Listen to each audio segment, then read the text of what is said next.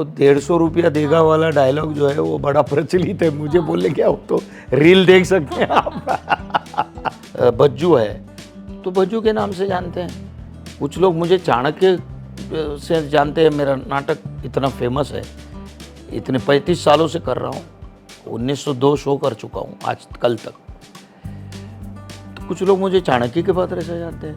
अभी आपने मुझे बोला वो कचरा सेठ, तो लोग कुछ कचरा सेठ से जानते हैं। लोगों को एक भ्रम होता है लोगों का कि ह्यूमरस रोल करने वाला यानी वो वैसा ही होगा। ऐसा नहीं है, बहुत कठिन है।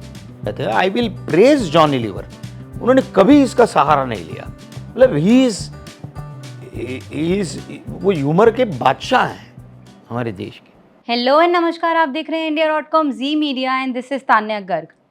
आज हमारे साथ एक ऐसे कलाकार मौजूद हैं हु नीड्स नो इंट्रोडक्शन, पर मैं करूंगी। सरफरोश से लेकर भूल भुलैया तक इनकी जर्नी इतनी महत्वपूर्ण रही है, इन्होंने हर कैरेक्टर में 4 चांद लगाए हैं। ना केवल ये, इनका हर डायलॉग और हर कैरेक्टर लोगों के दिलों में आज भी है। It's an absolute honour to welcome mister Manoj Joshi. धन्यवाद। थैंक यू सर, आपने टाइम निकाला हमसे बातचीत के लिए। सर, सबसे पहले मैं पूछना चाहूँगी, 30 साल से ज़्यादा की जर्नी रही है आपकी, और ये मैं बात कर रही हूँ चाणक्य के टाइम की। फिर आपने थिएटर करा, गुजरात आपकी शुरुआत रही, और फिर इतना बड़ा ब्रेक था सर सरफरोश के साथ।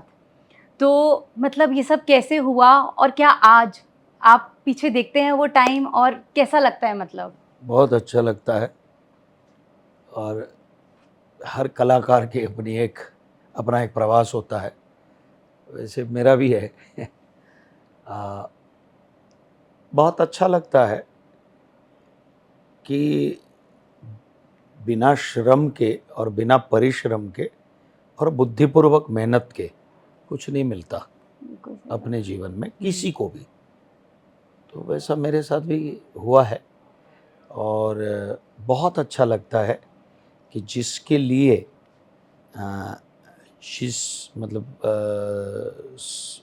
स्कूल टाइम से जो सोचा था कि मुझे ये बनना है, और आज उसी कला के क्षेत्र में आपको मतलब नेम, फेम एंड मनी सब कुछ आपको मिलता है, मान सम्मान भी मिलता है।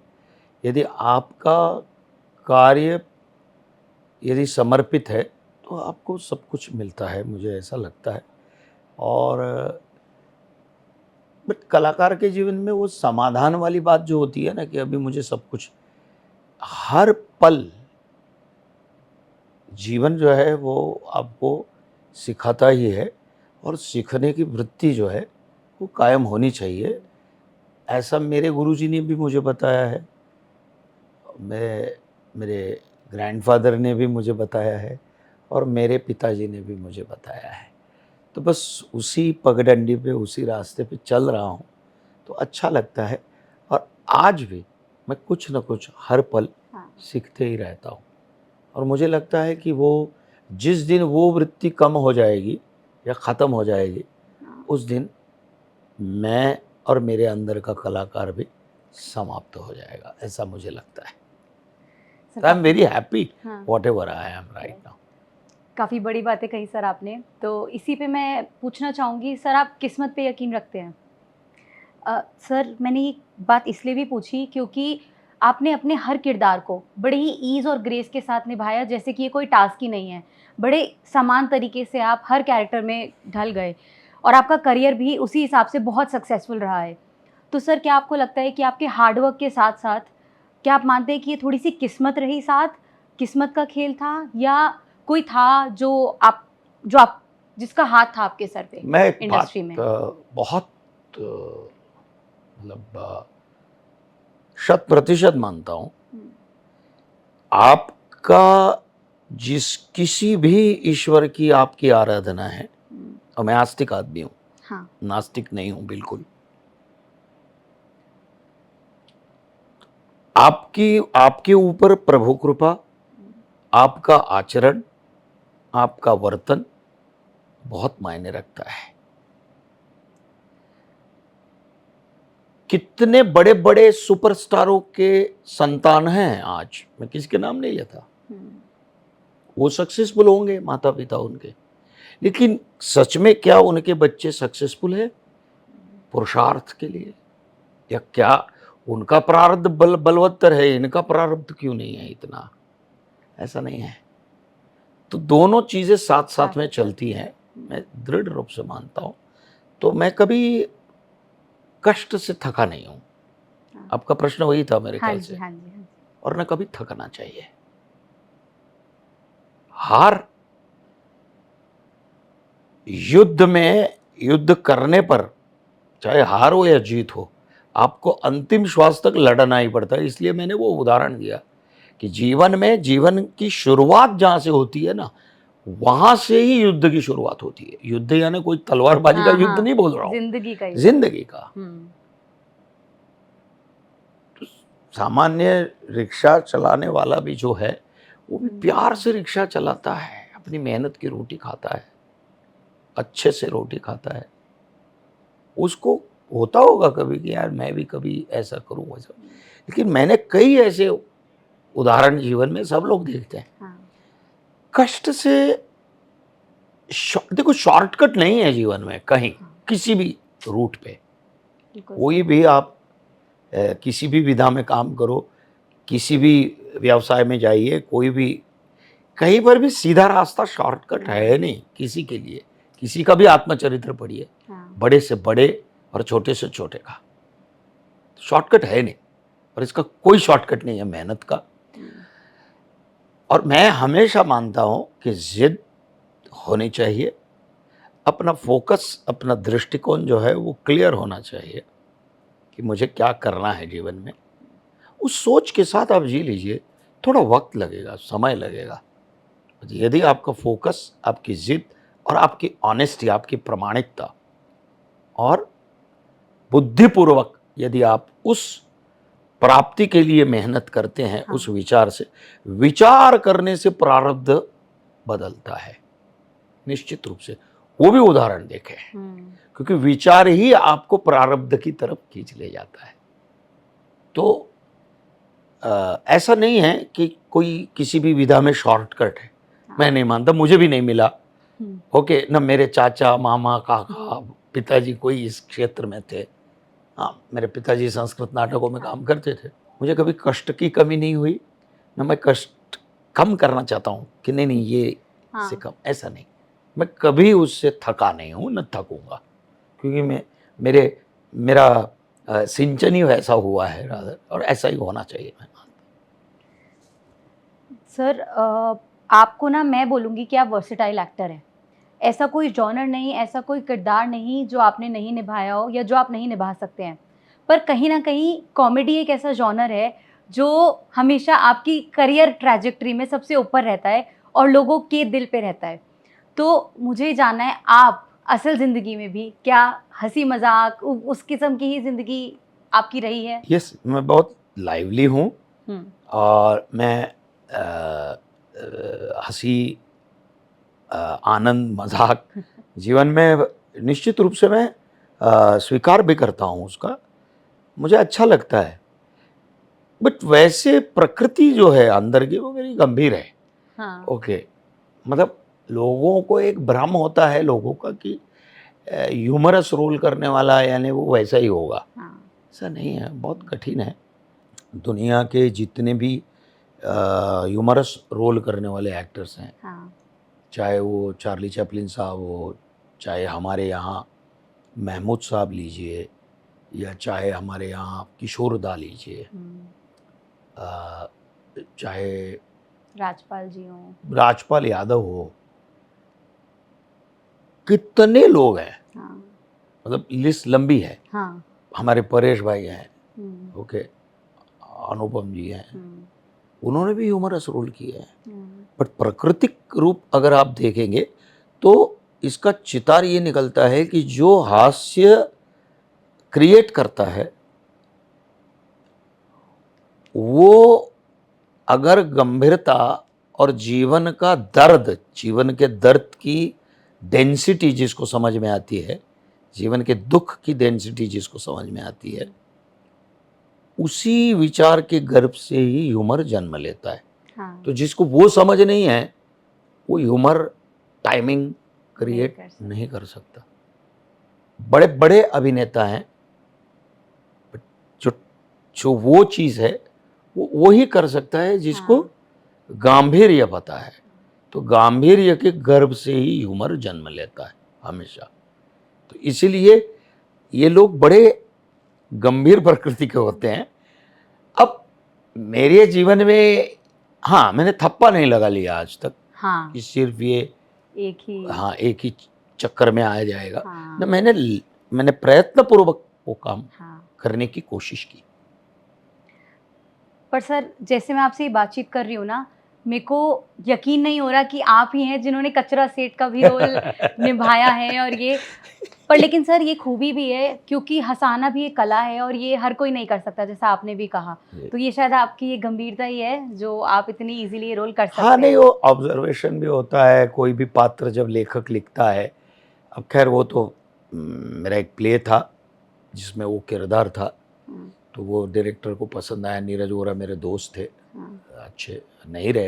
He was very versatile, he was a great musician, he was a great writer, he was a great director, he was a great actor also. या, थिएटर में हमारे साथ थे। हुँ, तो उन्होंने कहा कि मुझे इस टाइप का ही रोल तू करना। हुँ, तो उसमें थोड़े आंगिक चेंजेस किए, मतलब जो फिजिकलिटी थी वो मेरे प्ले के कैरेक्टर की थी। अच्छा, फिर वो दाँत, फिर चश्मे, फिर वो सब, वो उसने फिर मैंने बोला चश्मे चेंज करते हैं। हाँ, तो बहुत अच्छा डायरेक्टर होता है तो वो अच्छी चीज़। तो फिर वो मेरे प्ले का ही कैरेक्टर था जिसको इनकॉर्पोरेट किया गया, और वो बड़ी सराहना उसकी। बहुत। और सर इस लेवल तक सराहना हुआ कि अ, ये मूवी 2006 की है, कचरा सेठ 2006 का कैरेक्टर है। पर आज भी सर, जैसे हम बोलते हैं आज के बच्चे जेन ज़ी, सर वो भी इस कैरेक्टर को जानते हैं, मानते हैं, मीम्स बनाते हैं। मीम्स बनाते हैं। तो सर जब आप ये देखते हैं तो आप कैसा महसूस करते हैं, मतलब जब ये कैरेक्टर आज भी ज़िंदा है लोगों के नहीं, पास? नहीं, बहुत अच्छा लगता है कि एक चीज़ करने के बाद, मतलब 2006 से लेकर 2024 तक ऑलमोस्ट 16-17 साल हो गए। हाँ, तो 17 साल के बाद, 17 साल में 2 पीढ़ियां बदल जाती हैं। हाँ, तो वहां तक भी वो कैरेक्टर आज तक ज़िंदा है। जीवित है। अच्छा अच्छा लगता है। मुझे भी पहले पता नहीं था मीम्स बीम्स बनते हाँ, हैं क्या है, पर मुझे मेरे ही बच्चों ने जब बताना शुरू किया कि ये बना है, ये बना है, तब मुझे पता चला। बट अच्छा लगता है कि आपके भले दूसरे रूप में आज के बच्चे भी उस पात्र को याद याद करते हैं रखते हैं।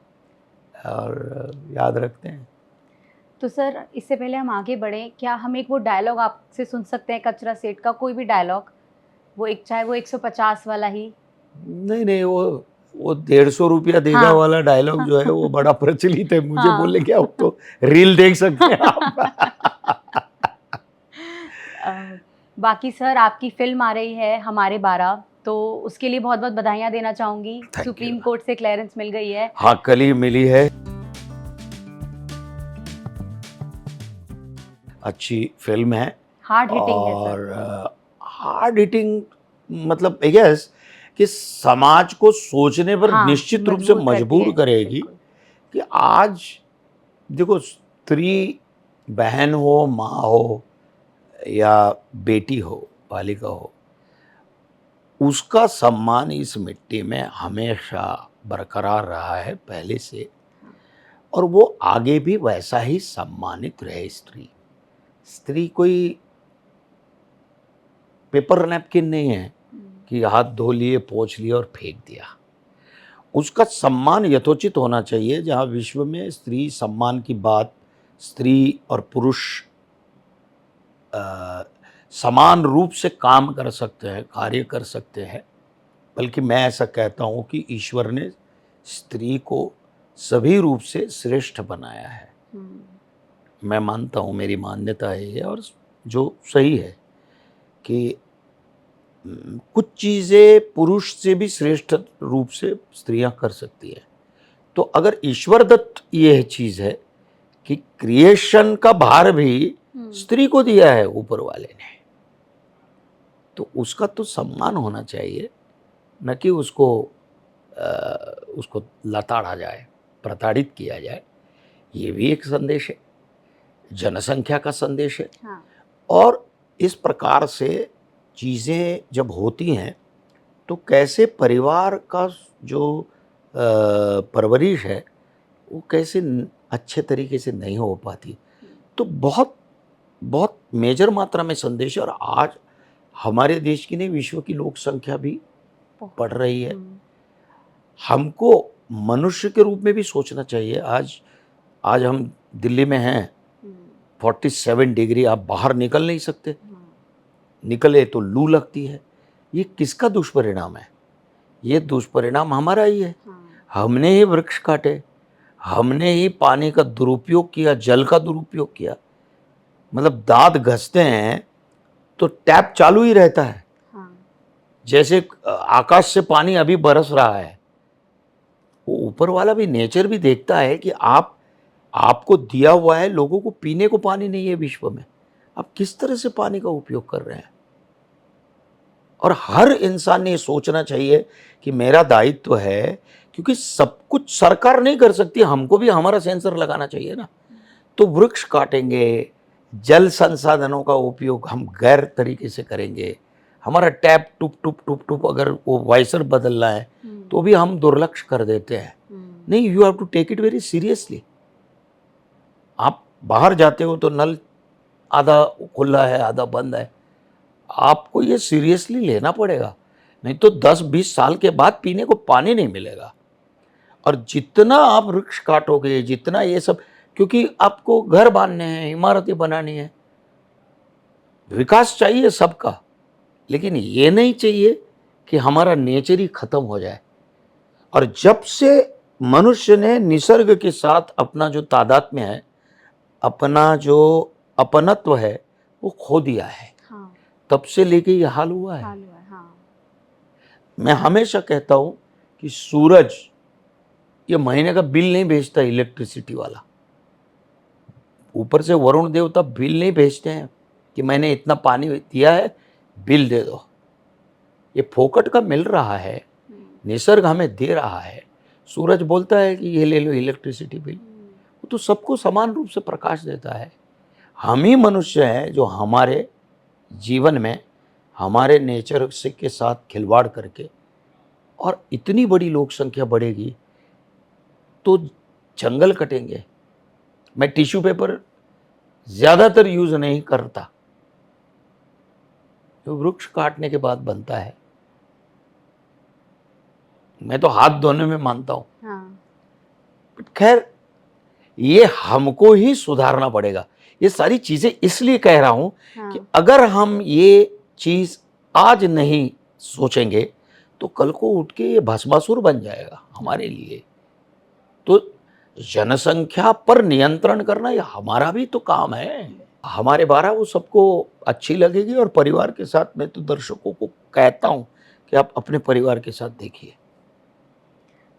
तो सर वापस आए हमारे 12 पे, जिस वजह से थोड़ी कंट्रोवर्सी रही फिल्म में, तो सर जब आप पहले स्क्रिप्ट पढ़ रहे थे, क्या आपके मन में थोड़े से डाउट्स आए कि हो सकता है जनता हमारी, सर सबसे ज़्यादा सेंसिटिव हमारी जनता रिलीजन, जज्बातों को लेके होती मैं है। एक बात बताता हूँ आपको, सॉरी मैंने आपको तो कहा, हर चीज़ का राजनीतिकरण करना बहुत खराब आदत हो चुकी है, नहीं करना चाहिए। मैं यही मानता हूं कि ये एक भारतीय परिवार है। और कोई भी धर्म पंथ का हो, वो भारतीय परिवार है। क्यों ऐसा नहीं सोचते? क्यों हम ऐसा सोचते हैं? मतलब हर चीज को पॉलिटिसाइज करना नहीं, ऐसा नहीं होना चाहिए। तो सर जब आपने ये फिल्म साइन करी, मतलब कभी ऐसा हुआ है कि आपने कभी किसी फिल्म को मना करा हो, चाहे आपकी डेट्स के इशू रहे हो या स्टोरी लाइन का आइडिया मैच ना करा हो, आपने कभी ऐसा आपके साथ रहा हो? ऐसा है, जब मैं एक कलाकार होता हूं और मेरे सामने कोई एक ऐसा संवाद भी आ जाता है, फॉर एग्जाम्पल, तो मैं मेरा भी सेंसर लगाता हूं खुद का। सेंसिबिलिटी लगाता हूँ, क्योंकि कलाकार की बेसिक लेवल बुद्धिमत्ता जो है वो थोड़ी स्तरीय होनी चाहिए, ऐसा मैं मानता हूँ, और ऐसा होना चाहिए। उसने भी तो ये सोचना चाहिए कि मैं ये बोल रहा हूँ या ये कृति कर रहा हूँ, उसके दुष्परिणाम क्या है और उसका परिणाम क्या है, ये खुद ने भी सोचना चाहिए। मतलब मैं तो ये जो OTT प्लेटफॉर्म्स पे जो कुछ भी आ रहा था, ऑल कचरा आ रहा था। मतलब वेस्टर्न दुनिया में खुनामरकी, गाली गलौज, ऐसा है कि गाली गलौज वहाँ होती है। देखो हमारे यहाँ एक बहुत सुवाक्य है कि सत्यम ब्रयात प्रियम बुर्यात, सत्य बोलिए मगर थोड़ा प्रिय लगे ऐसा बोलिए, ऐसा है। तो दर्शक जो है वो भी बुद्धिमान है, लेकिन हमारे यहाँ क्या है, वहाँ गेम ऑफ थ्रोन बना तो हमारे यहाँ गेम ऑफ थ्रोन की कॉपीज बनने लगी। नहीं यही, अरे वो डिसाइड, आज वही प्लेटफॉर्म्स, क्या जरूरत, मतलब अच्छी चीजें नहीं है क्या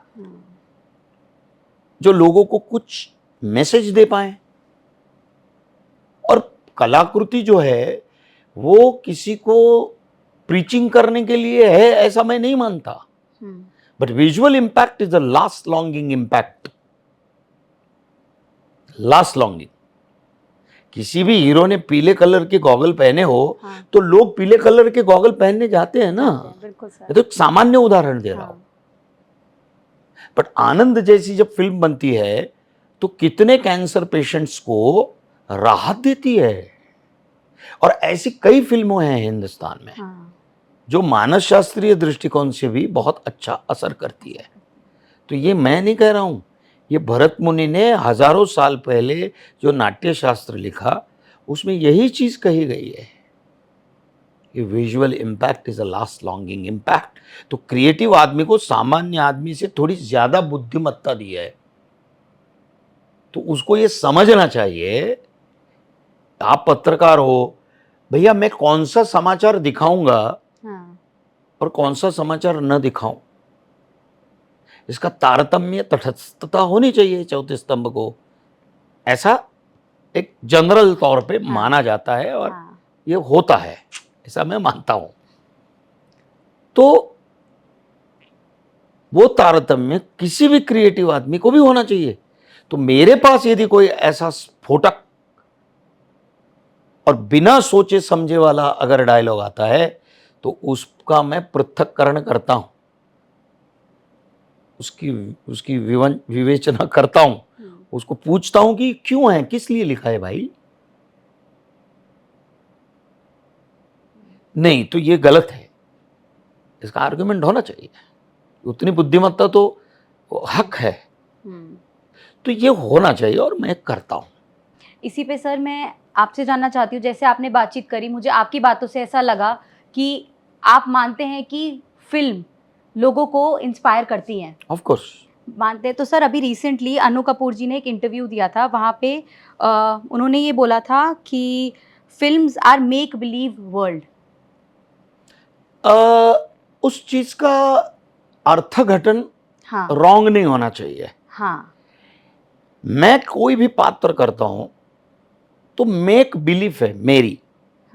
मैं किसी पात्र के अंदर जब जाता हूं तो मैं ये मेरी बिलीफ है कि मैं वो पात्र हूं। मैं मनोज जोशी नहीं हूं, मैं वो पात्र हूं। That is called make belief. और ये क्रिएट किया जाता है, कथा है। आपके आसपास में ऐसे कई उदाहरण मिलेंगे और कई पंथों में मिलेंगे कि हाँ भैया है, इसके 8 बच्चे, इसके 7 बच्चे, इसके 12 बच्चे, इसके 27 बच्चों वाला उदाहरण है भारत में। ऐसा नहीं है आज की तारीख में।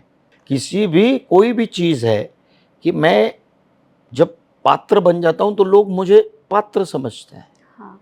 मुझे अगर वो सरफरोश का बज्जू है तो बज्जू के नाम से जानते हैं। कुछ लोग मुझे चाणक्य से जानते हैं, मेरा नाटक इतना फेमस है, इतने 35 सालों से कर रहा हूँ। हाँ। 1902 शो कर चुका हूँ आज कल तक। तो कुछ लोग मुझे चाणक्य के पात्र से जानते हैं। अभी आपने मुझे बोला वो कचरा सेठ, तो लोग कुछ कचरा सेठ से जानते हैं। हाँ। तो पात्र के अंदर मेरी बिलीफ अगर सशक्त हो, वो मेक बिलीफ है। सर इसी को लाइटर नोट पे ले जाते हैं। सर आपने कम से कम, correct me if I am wrong sir, कि आपने कम से कम 12 फिल्म करी हैं प्रियदर्शन जी सर के साथ। तो आज इतने साल बाद आपकी उनके साथ कैसी इक्वेशन है? बहुत अद्भुत। और एक होता है ना कि एक आदमी सिर्फ नज़र से देखता है और बोलता है कि एक लाइन में अगर बताते हैं तो पूरा अर्थघटन हो जाता है। सांकेतिक भाषा से आदमी एक्टर डायरेक्टर को समझ जाता है। वो जो तादात्म्यता है, वो जो एकरूपता है, ये एक रसता है, वो बन चुकी है। तो I feel very comfortable working with him always. और उन्होंने मुझे हमेशा अलग अलग रूप के अलग अलग किरदार दिए हैं, अलग अलग भांति भांति के रोल दिए हैं मुझे। एक ही चीज़ में नहीं मुझे डाला, एक ही मोल्ड में डाल के तैयार नहीं किया। तो I am really I generally से कि yes, he gave me everything कि भैया ये रोल करो। तो मैं बोलता हूँ yes, God is my God father, but he is also my God father.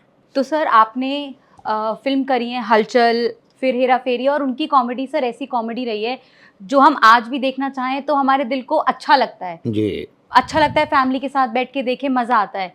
पर सर आज के टाइम पे ऐसी कॉमेडी हो गई है कि लोग एक दूसरे को रोस्ट करते हैं और उसे रोस्ट कल्चर कहते हैं।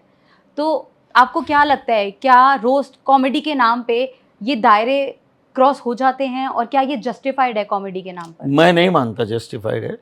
मेरा जो नाट्य शास्त्र है वो कहता है कि किसी की पर्सनल चीज़ पर, किसी के व्यंग पर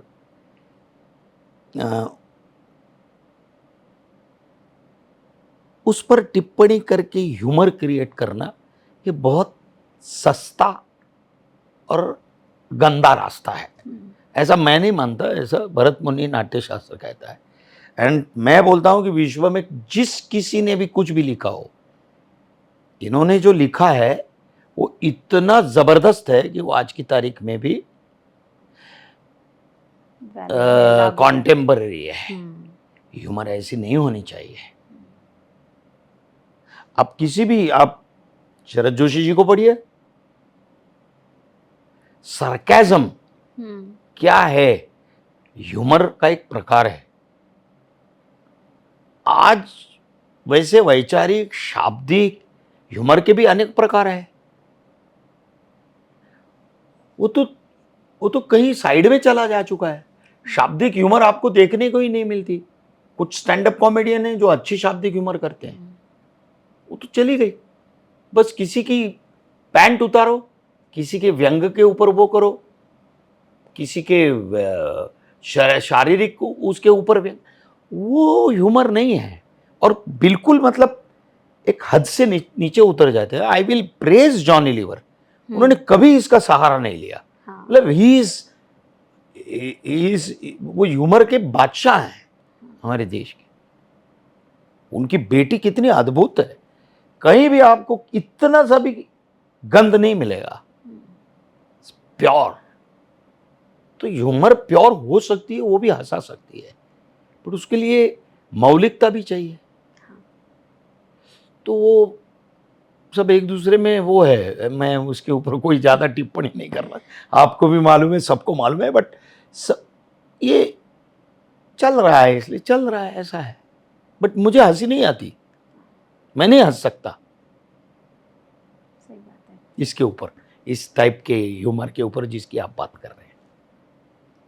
और सर जाने से पहले हमने आपकी लाइफ की बात करी, जर्नी की बात करी और मूवीज़ की बात करी, तो मैं अपने लिए नहीं अपनी कहानी के लिए नहीं, पर आपके फैंस के लिए पूछना चाहती हूँ कि क्या हेरा फेरी 3 में कचरा सेठ वापस आएँगे? मुझे नहीं मालूम वो बन रही है कि नहीं बन रही है। एक हुँ। मैं भी आपकी तरह समाचार सुन रहा हूँ, तो अगर बनेगी और वो अगर मुझे कहेंगे प्रोड्यूसर डायरेक्टर तो निश्चित करूँगा, निश्चित करूँगा। मेरी काफ़ी फ़िल्में आ रही हैं अभी, यूपी हाँ। फाइल आ रही है, दूसरी गोधरा आ रही है, तीसरी मैच फिक्सिंग आ रही है, बहुत सारी फ़िल्में आ रही हैं।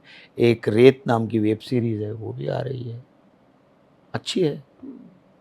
कल तो रिलीज़ है ही, और एक सर आपका एक प्रोजेक्ट है नी करौली नीम बाबा के हाँ, ऊपर। नहीं वो तो that is my life time project ऐसा मैं कहूँगा हाँ। कि जिसके लिए मैं बहुत मेहनत करूँगा। बस बाबा नीम करौरी बाबा जी की कृपा हुई है, ऐसा ही मैं मानता हूँ। हुँ। और इसीलिए शायद ये फ़िल्म मैं करने जा रहा हूँ, और बस सभी दर्शकों का, आप सभी का मुझे आशीर्वाद चाहिए, और जो प्रेम मुझे दर्शकों ने आज तक दिया है वैसा ही प्रेम मुझ पर टिका रहे, और मैं अच्छे से अच्छे और रोल करता रहूं, बस कला के लिए समर्पित होता रहूं, और मेरे लास्ट श्वास तक मैं अभिनय करता रहूं। यही चीज़ आपके फैन्स भी चाहते हैं सर, थैंक यू। कि आपको एंड तक स्क्रीन पे देखते रहें। Sir with that thank you so much, आपने हमें अपना इतना समय दिया, इतनी बातचीत करी। Thank you. बहुत ही अच्छा लगा आपसे बात करके। Thank you very much. बहुत बहुत धन्यवाद। Thank you so much.